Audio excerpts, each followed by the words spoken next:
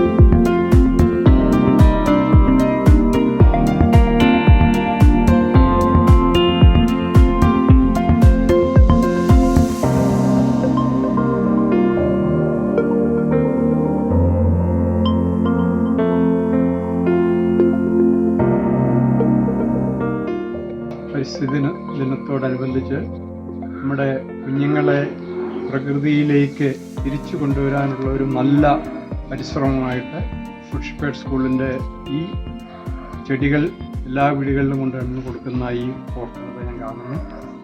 വളരെ നല്ലൊരു ഉദ്യമമാണ്. ഇതിൻ്റെ ഈ പ്രവർത്തനത്തിന് ഗുഡ് ഷെപ്പേർഡ് സ്കൂളിന് ഈ കുഞ്ഞു മക്കൾക്ക് നിങ്ങൾ ടീച്ചർമാർക്ക് എല്ലാവർക്കും ഞങ്ങളുടെ അകമഴിഞ്ഞ അഭിനന്ദനവും സന്തോഷവും കേൾക്കും.